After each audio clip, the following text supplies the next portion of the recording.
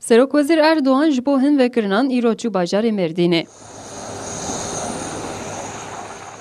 Erdoğanê ku bi hêviyek mezin çû Mêrdînê rastî husranê hat.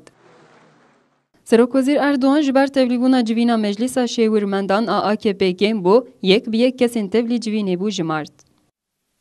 Sadece bu salonda ilçelerimizin ana kademelerinde olanlar şöyle bir ayağa kalksın desem, sadece ana kademeleri, kadın kolları, gençlik kolları değil, kadın kolları, gençlik kolları değil, ana kademe. Tamam, yürütme kurulu kaç kişi? 12. Şu anda ayağa kalkanları şöyle, İbrahim'cim gel bakayım sen şöyle benim yanımdan bir gör bakalım kaç kişi var. Sefalet. Serokwezîr Erdoğan ji bo tevlîbûna civînê kêm bû, xwalhemberî vê yekê negirt û ev rewş wekî sefaletê nirxan. Bir dakika şimdi. Burada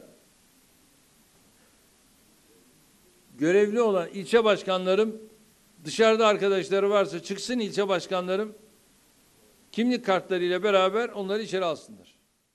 Kanalên televîzyonan ên ku axaftina Serokwezîr Erdoğan zindî diweşandin, ji ber tevlîbûn kêm bû weşana xwe birîn. Peki bir de gençlik kollarının icra kurullarını şöyle bir ayakta göreyim. Ana kademe. Gençlik kolları dökülüyor. Sefalet. Serokwezîr axaftinên xwe yên berê li vir jî dubare kir û pirsgirêka Kurd careke din bi aboriyê vegirê da.